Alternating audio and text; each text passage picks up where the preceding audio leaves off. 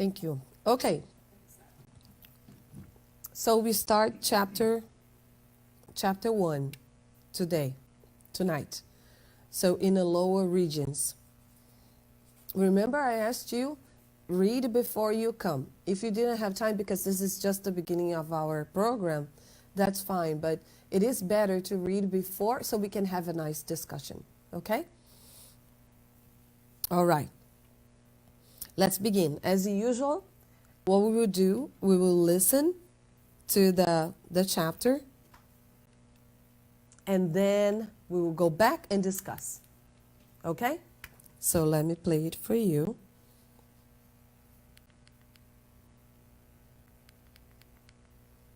Ready? Okay.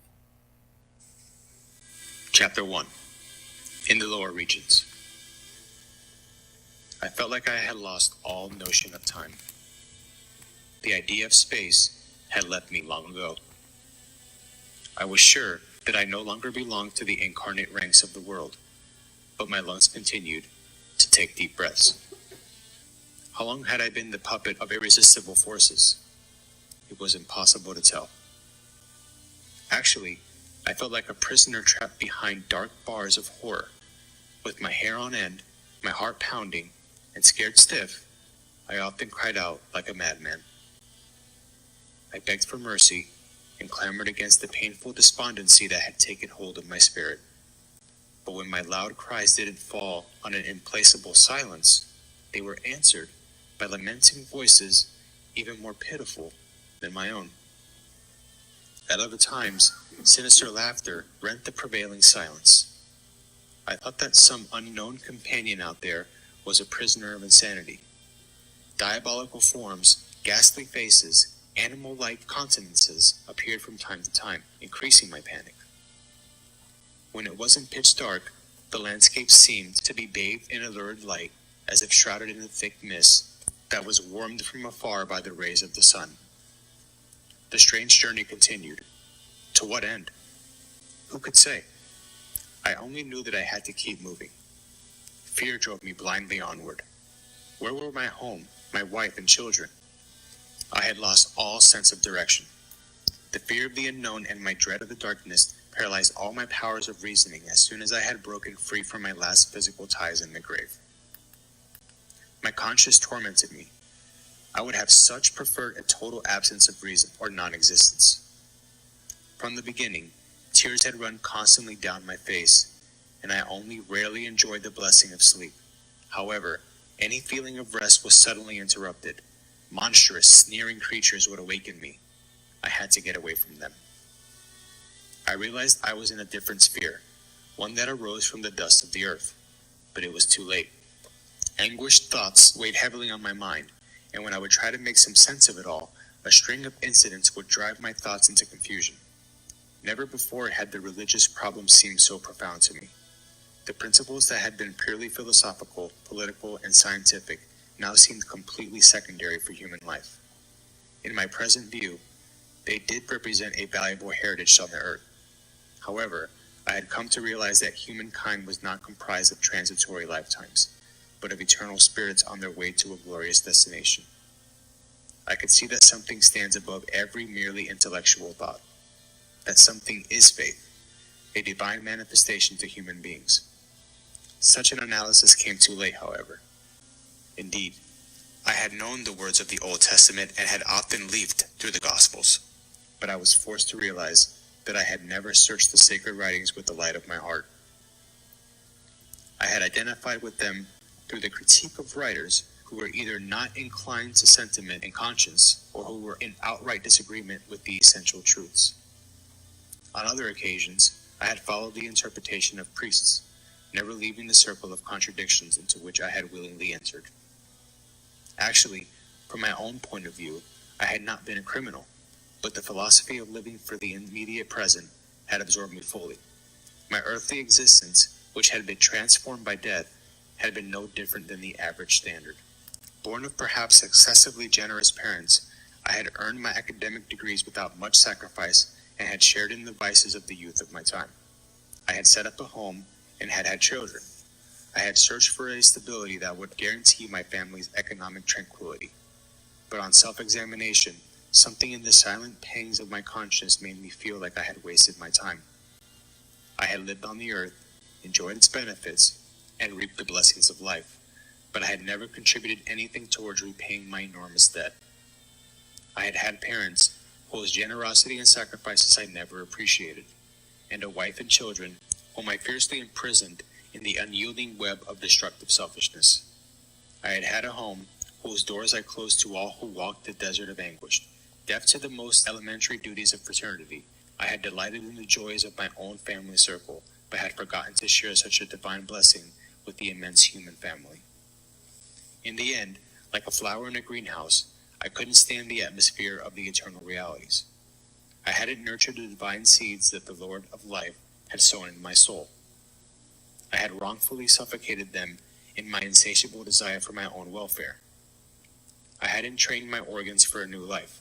It was only right then that I should awaken here like a cripple, who, thrown into the infinite river of eternity, was unable to swim in the unstoppable current of water, or like a miserable beggar who, exhausted in the middle of nowhere, wanders about at the mercy of a furious storm.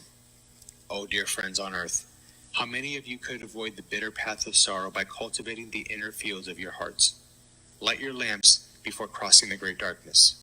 Seek the truth before the truth finds you unprepared. Sweat and work now, lest you weep later. Oh, wow.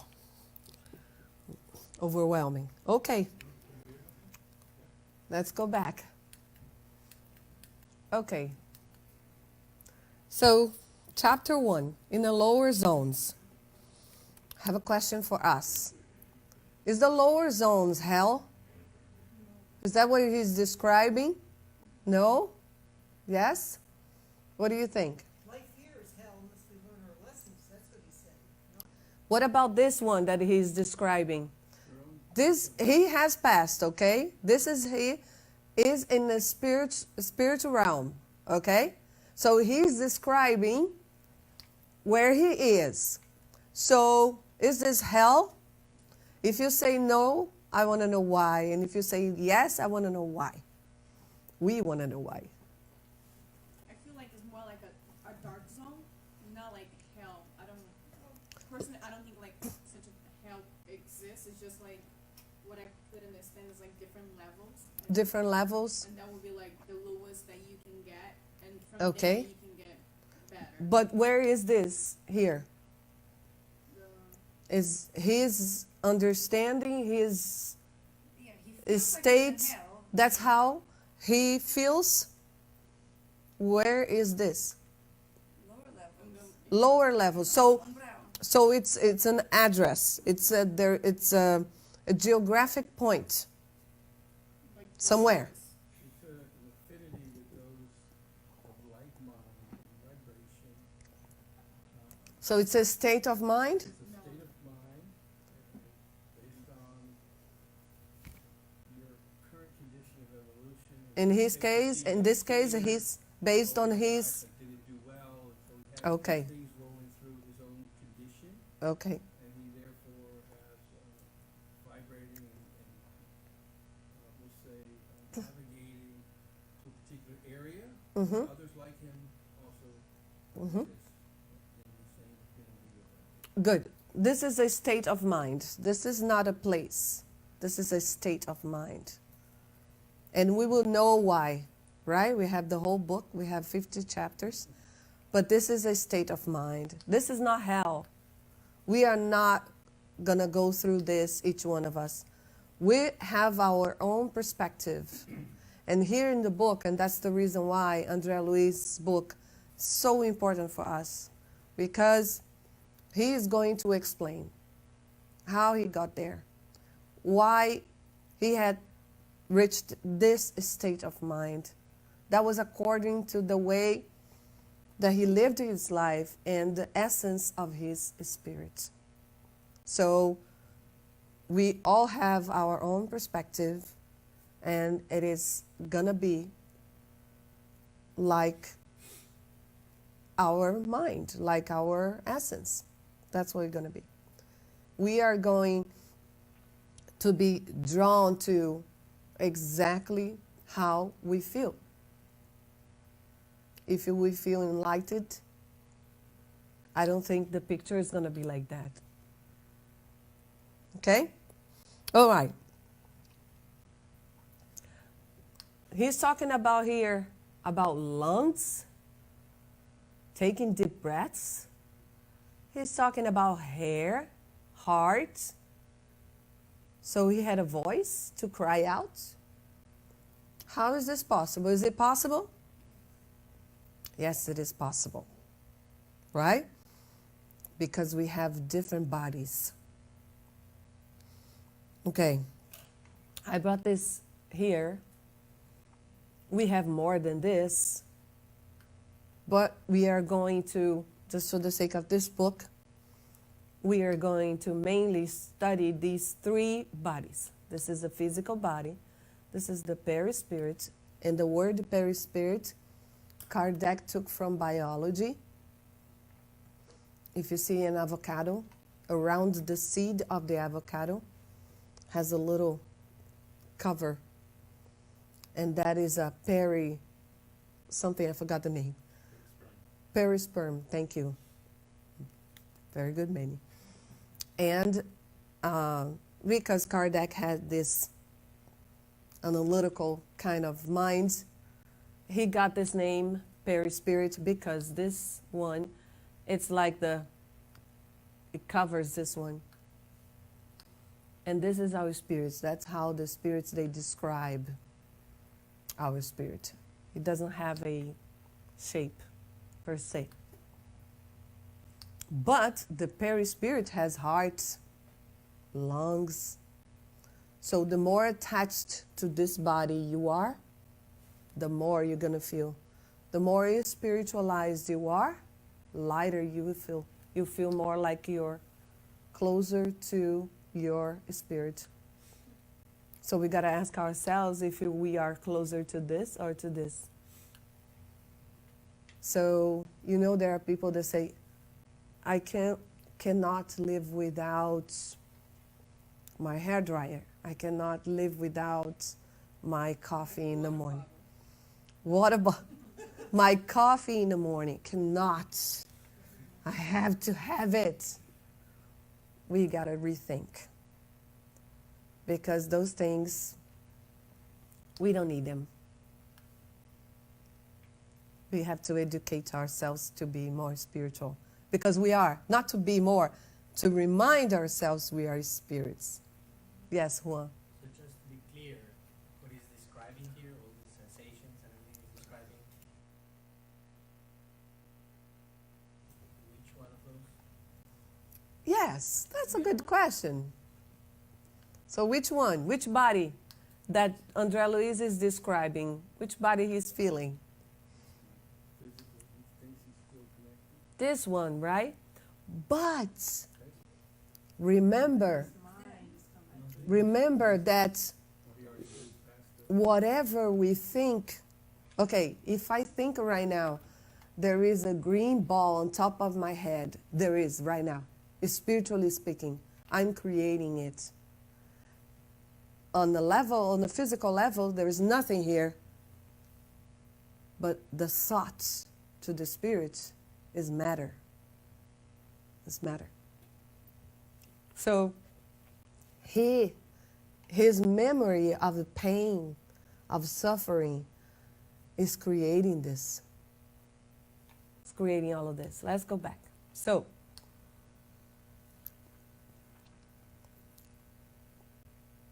I read there that he knows that he's dead, in the sense of the physical body. where is that?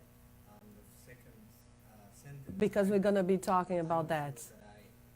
No longer. Okay. The incarnate ranks of the world, so he knew he had discarnated. He knew he was not in the midst of the living, so-called living.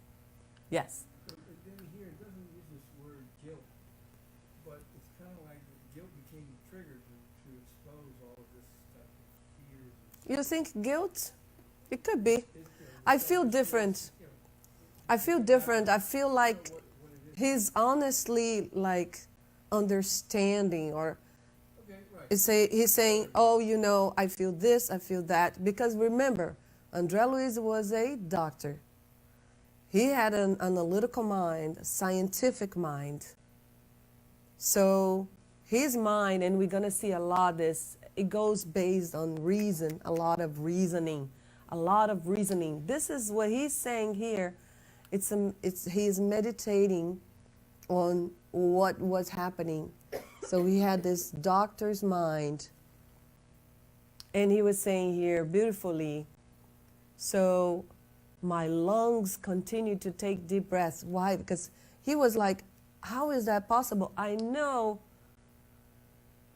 I don't belong to the incarnate ranks of the world anymore, but how come I'm still breathing? Right? Definitely wanted to pass the message to us that Exactly. Exactly. So, and then he talks here, how long had I been pumped up the irresistible forces? A puppet, thank you. What is this? What do you think, what comes to your mind? You're being controlled and manipulated somehow. But what is this? What are the irresistible forces? Having to have the coffee and everything else that you were talking about. What is that? What is that? Material things. Attachment to the Oh, you think the irresistible forces was the material things? Yeah. May I expose a word here? Yeah. On the beginning of their ideas, they had like a misunderstood about when they say spiritual world. Because we were talking about the spiritual world, but it's not the spiritual, it's still material world. It's a different Exactly. properties. And then when you have to remember we call automatism, that you have the biological automatism, that's all the bodies like they got in evolution. Yes. Also have the psychological automatism that you got in your mind.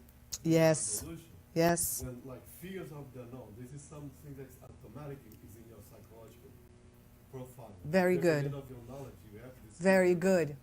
When Remember, there's some kind of a force, some psychological force that Exactly. automatic inside of system already. very good point, very good. Remember now we are entering into the quantum physics era, world, right? So there are many levels of life we need to understand. If we look at in our world, we have beings living deep undersea, and here on Earth, so many. We are still finding species, new ones, especially in the Amazon. Every once in a while, I read they find out a new species in the Amazon. It's amazing. So we don't know. So this, what is the spiritual world for us, it's still matter.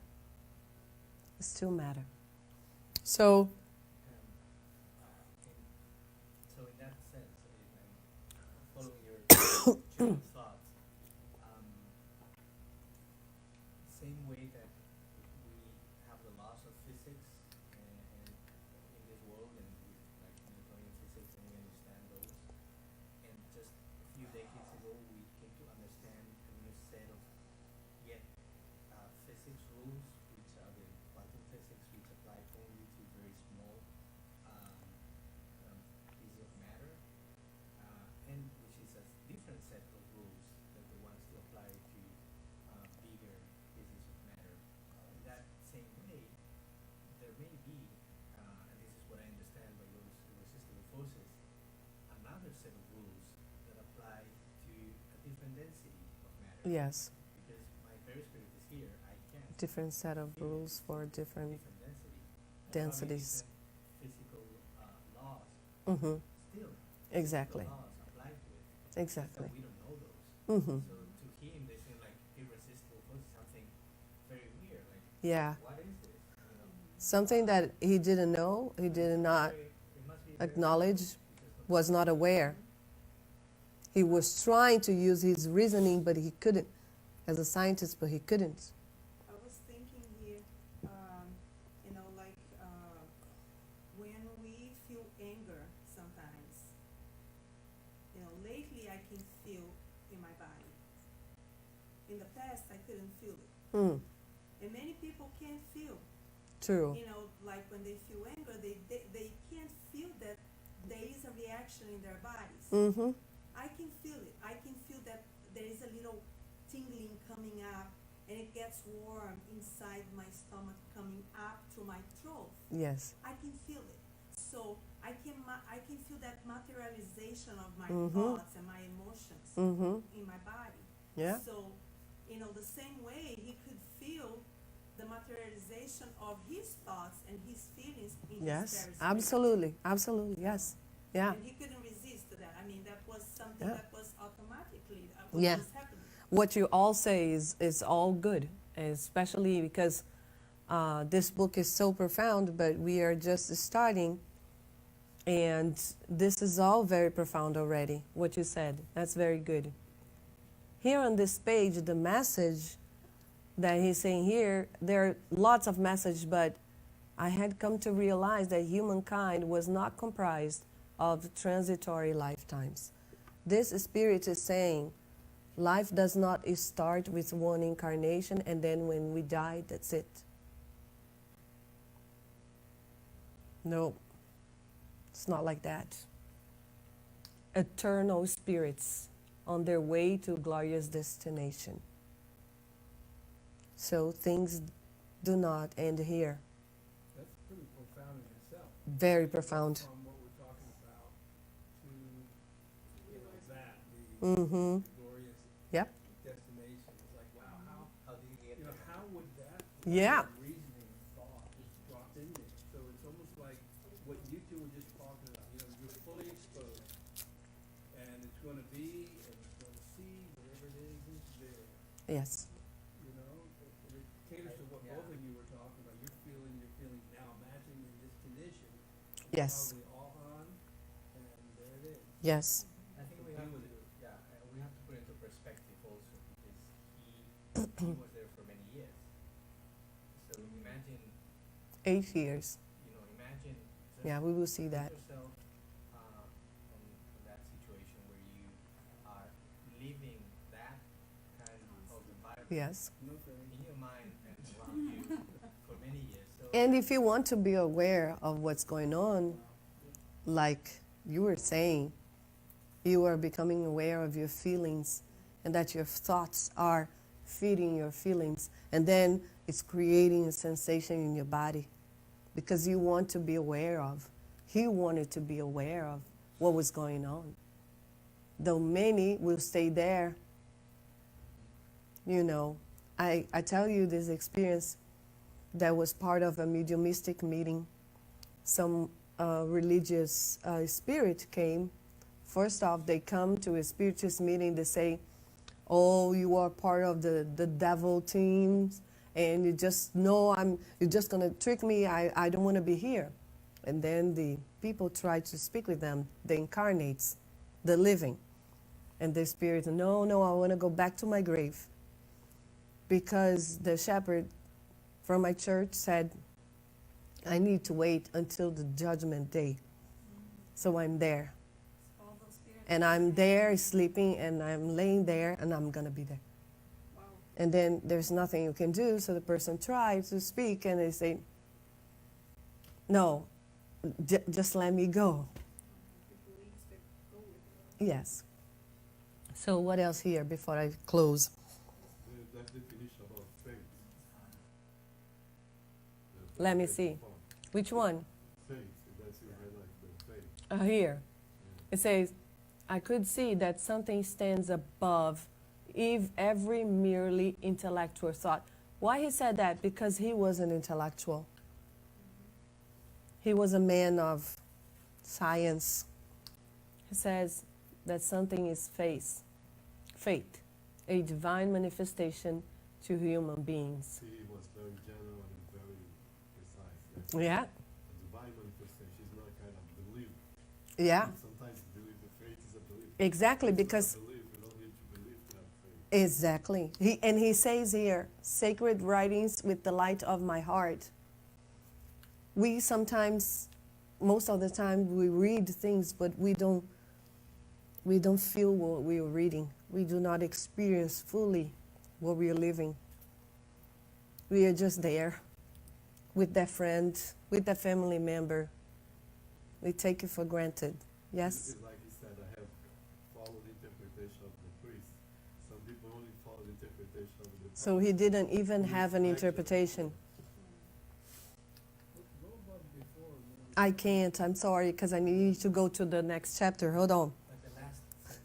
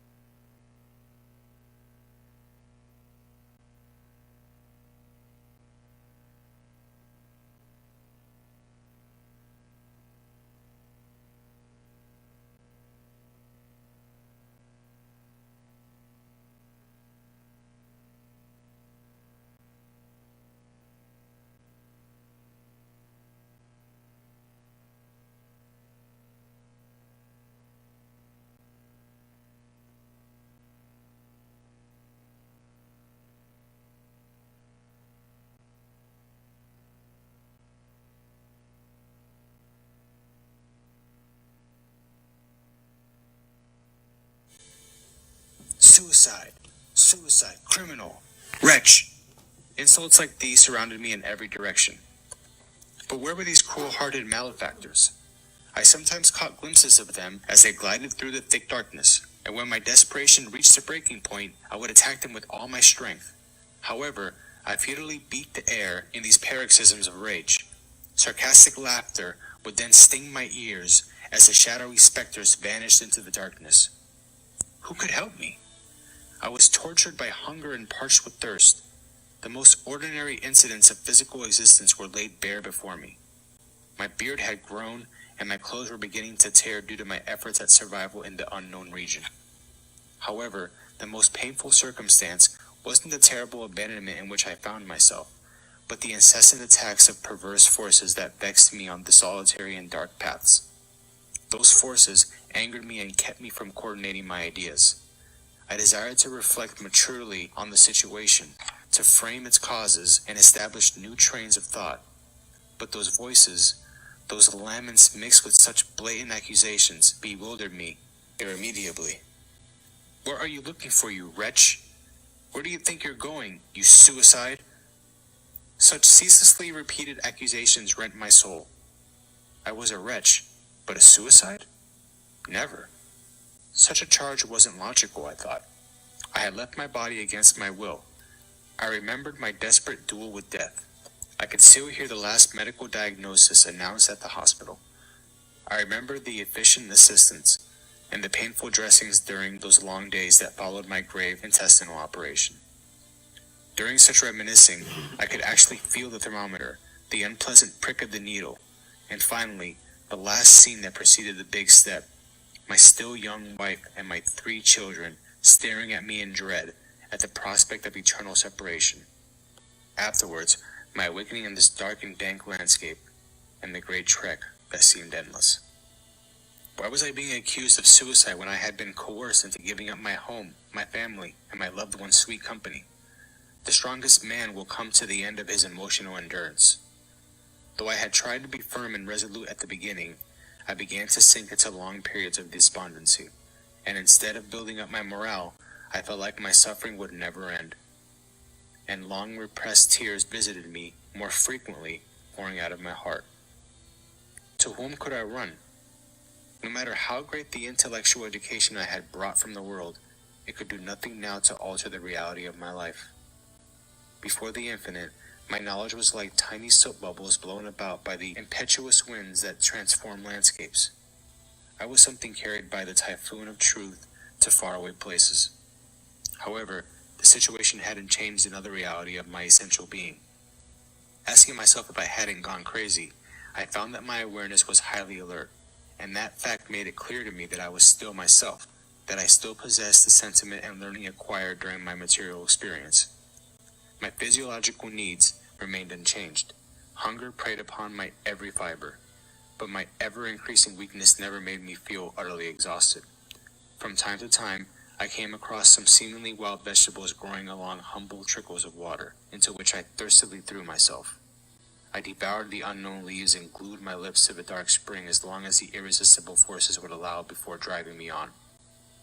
I often tasted the mud on the road, tearfully recalling the daily bread of before. I frequently had to hide from enormous herds of animalesque beings that trampled past me like bands of insatiable beasts. Those were blood-curdling sights, which only increased my despair. It finally dawned on me that there must be an author of life, wherever he might be. This idea comforted me. I had detested all the religions of the world, but was now feeling the need for mystic comfort. A doctor extremely caught up in the nihilism of my generation, I was in need of a renewed attitude. It was vital that I confess the failure of my self-centeredness, to which I had proudly devoted myself. Finally, I was totally out of energy, and I felt myself completely prostrate in the mire of earth without enough strength to get up. It was during that bitter crisis that I implored the supreme author of nature to reach out to me with his paternal hands. How long did my plea last? How many hours did I spend praying with hands folded like an afflicted child? I only knew that a rain of tears washed down my face and that all my feelings focused on a pain-wrought prayer. Had I been totally forgotten? Wasn't I too a child of God, even though I had never thought of knowing his sublime activities while engulfed in the vanities of the human experience? Why wouldn't the Eternal Father forgive me when he provided nests to helpless birds and lovingly watched over the delicate flower in the wild field? Ah, one must have suffered a great deal in order to understand all the mysterious beauties of prayer. It is necessary to have known remorse, humiliation, and extreme misfortune to effectively drink the sublime elixir of hope. It was at that moment the dense mist cleared away and someone came forward. An envoy from heaven. A kindly old man smiled paternally at me. Then he bent down and gazed intently into my face with his big lucid eyes and said, "Courage, my son. The Lord has not forsaken you." Bitter tears seemed to bathe my entire soul. I was deeply moved and tried to express my joy and to remark about the consolation he had brought me. Yet, gathering all my remaining strength, I could only ask, "Who are you, kind envoy of God?" The unexpected benefactor smiled kindly and replied, "My name is Clarencio, and I'm nothing more than your brother." And noticing my exhaustion, he added, "Remain calm and quiet for now. You must rest to regain your strength." Then he called two companions, who seemed to be devoted servants, and ordered, "Let's give our friend some first aid." A white sheet was spread out on the ground like a stretcher, and the assistants ready to carry me away on it. As they carefully lifted me, Clarencio thought for a moment, and then explained like someone who had just recalled a pressing obligation. "Let's go. I need to get back to Nosso Lar as soon as possible." Wow.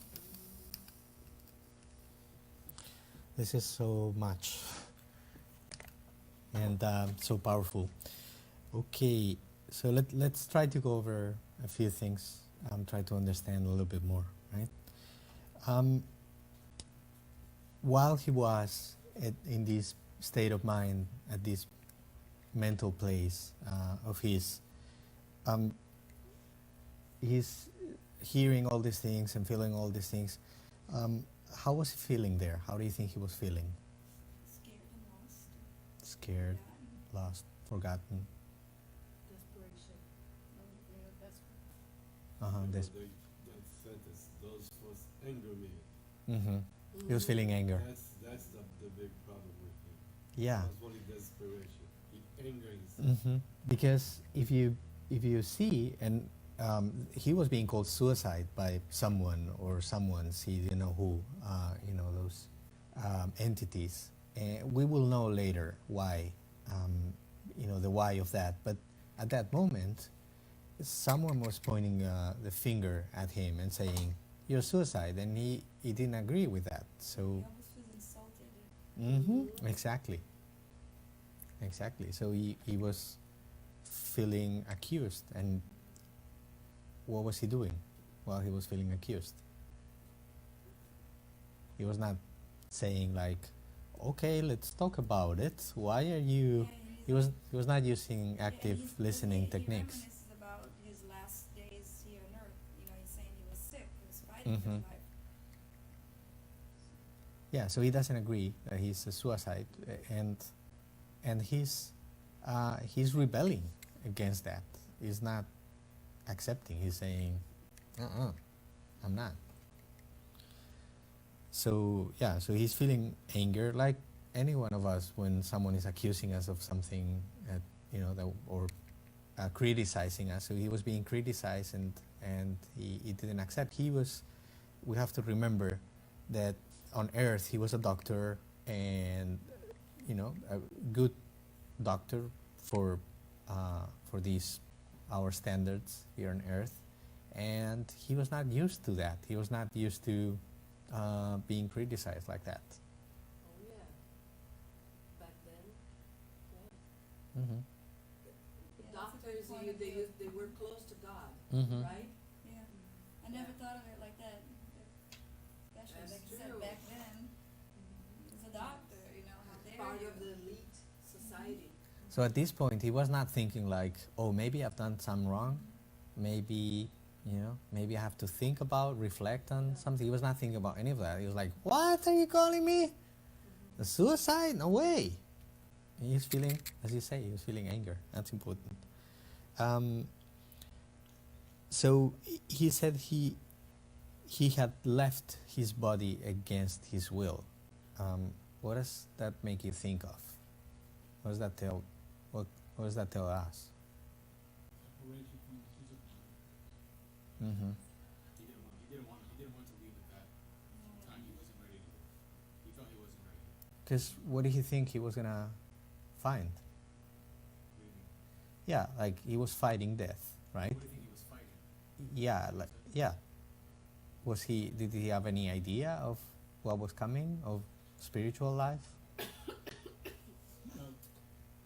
No, right? So he had no clue of a spiritual life, and he was fighting it, but having no clue of what's coming. So he found himself in a situation like feeling that anger and feeling that fear and like knowing nothing. So we can see here he's saying, "I could actually feel the thermometer," and he gives very detailed a detailed account of sensations and things as if those things were happening, right? But he's still alive. It preceded the big sleeper. Yeah, but so he's giving an account of a time when he was still alive, but he's feeling that. So during those moments where while he's discarnated, while he's in the spiritual realm already in this place, he's feeling those things that happened to him while he was alive. So while he thinks of the thermometer and everything else, he's actually feeling that. Because everything in the spiritual realm, when we think, it happens. Mm-hmm. We have to pay attention when you say it's not he's feeling alive. He's alive at the time. But he was aware. He lost his awareness for a few time. Mm-hmm. So big sleep, because usually when we sleep we lose our awareness for thermometer, so you know where sometimes what's going on. But he's still alive. The idea is not life here, it's consciousness. If he's awareness or not aware of the situation. That's why he said on the beginning he was lost in time. Yeah, He and lost the awareness for how long? yeah, exactly. And it says it seems endless, this period. So or that this confusion he's in, or that walk, like walk into nowhere, that he's going through. It seems endless. So what do you think he feels at that period? It's like an endless period. Approaching a giving up stage, Mm-hmm. back to the desperation, back to the, what else can I do?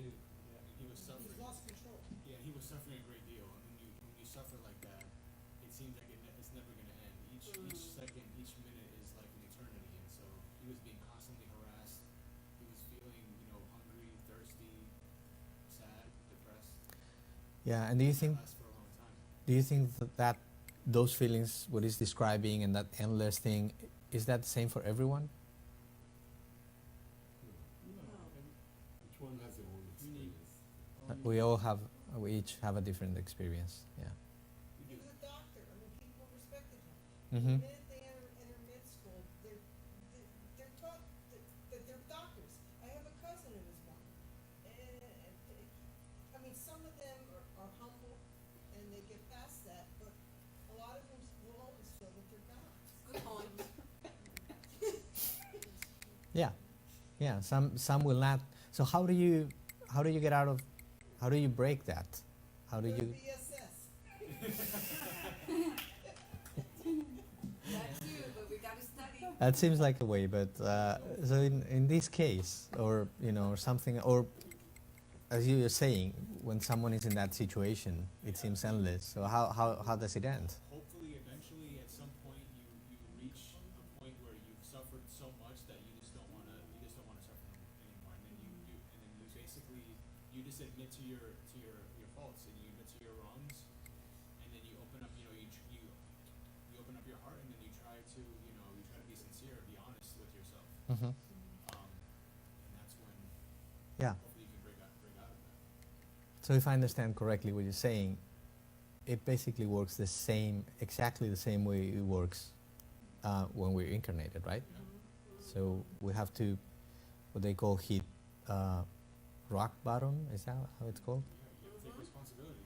And then, and change something within you, so that things around you change. But so many people, we wait until like the last moment of suffering to do something to change.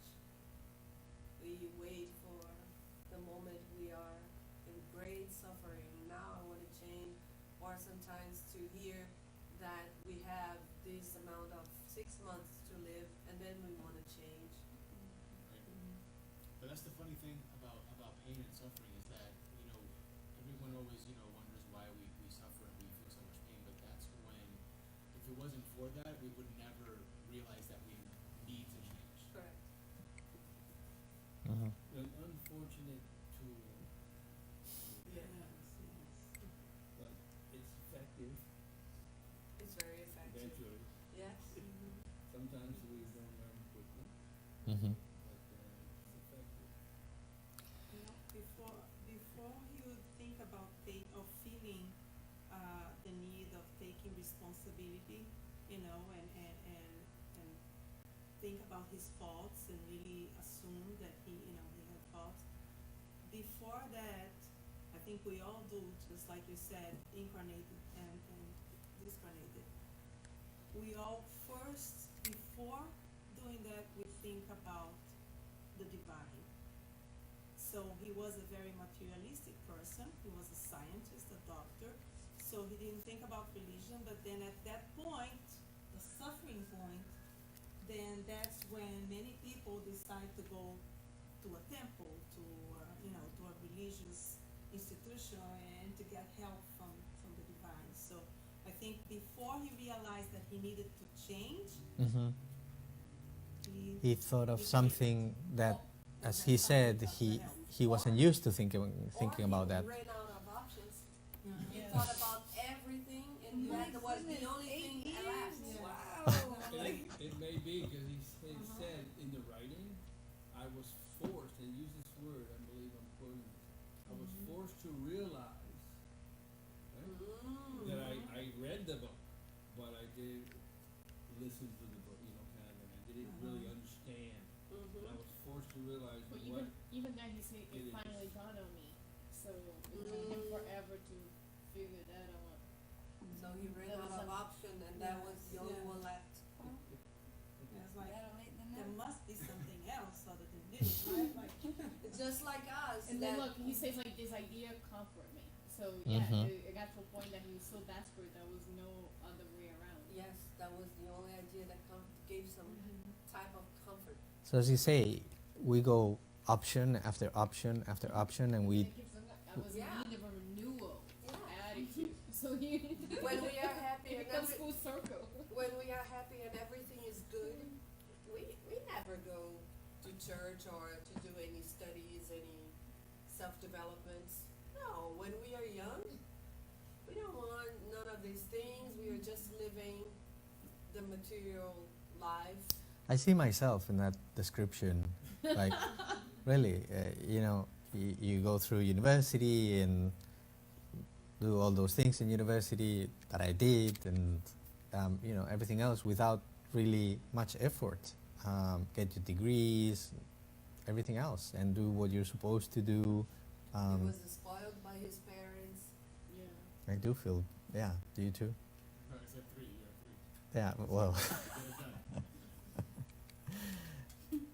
Yeah. Yeah, and yeah, he's saying that, what you're mentioning, that at some point, going through all those options, he saw that one of those options comforted him, like thinking that there's something bigger than him. So I think before we can get help, which is the next thing that is going to happen, we need to open up for that humility of admitting that, hey, I don't know. You have to surrender. I have to surrender, and open it up for that. And in the midst of this confusion and this seemingly eternal walking through nowhere, he opened up for that, little window into his own sense of humility, and saying, I can't, it's got to be something bigger than myself. But at the same time, this is interesting to me. He's saying that no matter how much he knew, nothing that he had brought from the world could help him. So he had a toolbox. We all have a toolbox. But what do we have in that toolbox? What are we putting in the toolbox? Every day. What do we put there? Because he brought the toolbox. Everything he had, his degrees and his knowledge and his scientific mind and his ability to observe, which he evidently had by his descriptions. But it's like having a toolbox for metal when you have to work on wood. You're not gonna. So what are we putting on the toolbox now, all through these years, and which kind of toolbox are we going to be able to take and make use? But nonetheless, he realized that the situation hadn't changed the reality of his essential being. So he was. That's to me interesting too. That he was aware. He knew. He could, and he is able to describe all of this. So he was himself. He was himself. Because he died. Mm-hmm. A lot of people think they become saints when they die. They create wings like angels. Right, Luigi? So his awareness was there. The awareness of his individuality. I often think that really dying is reincarnating. That's dying. I'm not gonna die when I discarnate, but I'll die in a way because I will not carry that awareness, probably not. But I will carry it now when I discarnate, somehow. So that, to me, it's an interesting thought.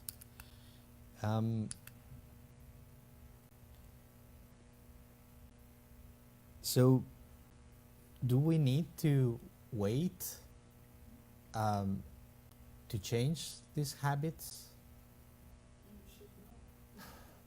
About this life or afterlife? Could it be different?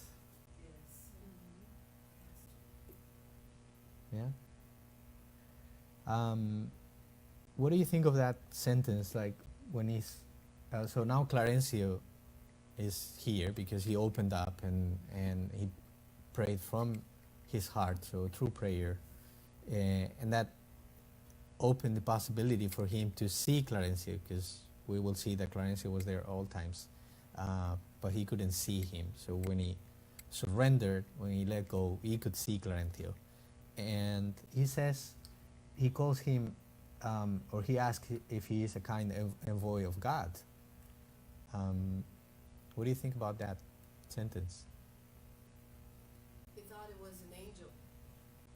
An angel. Yes. Coming to rescue him. Yes. Because of his limited religious vision, he said, "Oh, this must be an angel." So we still tend to think that, we have to be rescued by someone who has more power than us. There was a saying in English that the ignorance is a bliss, but not in his case. So this saying it's not right. So we see that ignorance from him was a big Oh yeah. how can I say it, problem, right? Held his life up for 8 years. So Now once he opened up to God, it was right there, boom. so the excuse of not knowing, and he didn't even know when Clarence is asking this, he kind of involved from God. Yeah. It's interesting because he doesn't have Jesus as a symbol in his life. Mm-hmm. God means something unknown, something I do not That know, too. but I heard about it. He didn't say, "Are you some envoy of Jesus?" He didn't say that. He's still something unknown, just Mhm. not present in his life yet. Yeah, he's just feeling something bigger than himself, and at that point, as he was saying, that comforts him, that thought. So it's the only thing he can grab to, hold on to. And also the perspective we have that everything that comes from the spiritual world is a kind of mystic and enlightened, that everything that comes from the spiritual world, like I am in the spiritual world, then he must be something, one of those figures, an angel. It's this vision, but there is no separation. We in the spiritual world, we are all intertwined, interconnected. Mm-hmm. That's the message too. Yeah. He said, "Oh, who are you, kind and vile of God?" He said, "I'm just a person. Just your brother. I'm just a person." And he says, Clarencio says, remain calm and quiet for now. And I think that's huge contrast with what he's been experiencing for years, that mental confusion, that trying to make sense of his thoughts and not being able to stop those thoughts. And the way out is very simple. It's just do nothing. Just, what does that look like for us here? What could that be? How can we train that? Meditation. How many of us meditate? All right. And Gail, you did today. You can raise your hand. I do from time to time, and I get benefits when I do too. I need to do. I'm reading now. That's Okay. Yeah, it is very important. because that's probably it may save us a few years of this pain. I just, before we finish, I still want to, we're almost there, but I want to go back to these on the chapter before, in chapter 1, this final sentence when he's saying, "Oh dear friends on earth, how many of you," and Richie, you know it by heart. You could, I know that by heart. yeah. Yes. How many of you could avoid the bitter path of sorrow by cultivating the inner fields of your hearts? Light your lamps before crossing the great darkness. Seek the truth before the truth finds you unprepared. Sweat and work now, lest you weep later. So, the least you will weep later. That's his giving, because there is one life with multiple reincarnation, and when we die, we just continue living the same thing we were here. And he's saying that go look for the truth. Mm-hmm. Okay, don't stand around like he did all his life. Yes, yes. He stand around all his life. Not because like he was a doctor, like Gail said, that he was a doctor, he had a family. That's it. That's not it. Everybody does it. We need to go for the truth. We need to dig in. We need to get out of the superficial. We need to go deep. And that's what he's saying, that while we have time. Yeah, and I think he's in these 3 lines, he's telling us why he wrote that book, and maybe most of the other books that he did. And it's a very powerful and very generous reason. So with that, we'll finish. Let me do a quick prayer.